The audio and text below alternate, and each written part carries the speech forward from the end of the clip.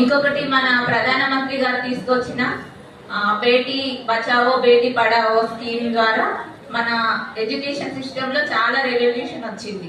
పిల్లలందరూ చాలా వరకు చదువుకుంటున్నారు, మంచి మంచి ఉద్యోగాలలో స్థిరపడుతున్నారు.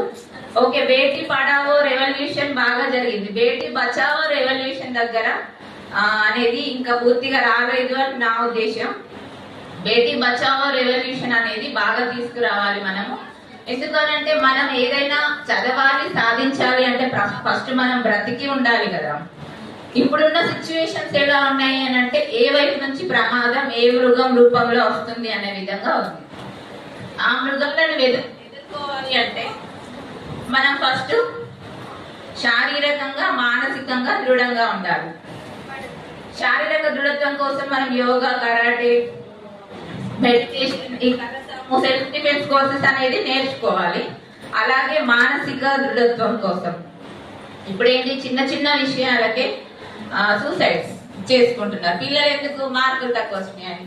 ఎందుకు మార్కులు తక్కువ వస్తే ప్రాబ్లం ఏముంది, ఎక్కడ ప్రాబ్లం వచ్చింది, ఎందుకు మార్కులు తక్కువ వచ్చినాయని ఆలోచించి మార్కులు ఎక్కువ వచ్చే విధంగా ప్రయత్నం చేయాలి. చేయలేము మనం, ఆ ధైర్యం లేదా మనకు? ఒకసారి ఫెయిల్ అయితే చనిపోవాలా? చనిపోవడానికి కావాల్సిన ధైర్యాన్ని ఇక్కడ చదువులో ఎందుకు చూపించలేకపోతున్నారు? ఎందుకు ధైర్యంగా చదవలేకపోతున్నారు? ఒకసారి కాకపోతే రెండోసారికి అలా ప్రయత్నం చేయాలి. కానీ ప్రయత్నంలో ఓడిపోకూడదు. ప్రయత్నించి గెలుపు ఒకటే సాధించాలని కాదు, ఒకసారి ప్రయత్నంలోనే రాదు. గెలుపు వచ్చే వరకు ప్రయత్నం చేస్తూనే ఉండాలి. ఇప్పుడు మనం విద్యావంతులుగా అవ్వడం ఒకటే ముఖ్యం కాదు, విద్యావంతులు కావాలి, ధైర్యవంతులు కావాలి, ఎట్ ద సేమ్ టైం సంస్కారవంతులుగా కూడా ఉండాలి. సంస్కారం లేని విద్య వృధా కదా. విద్యతో పాటు సంస్కారం కూడా ఉన్నప్పుడే సొసైటీలో మనకు విలువ అనేది ఉంటుంది. అలాగే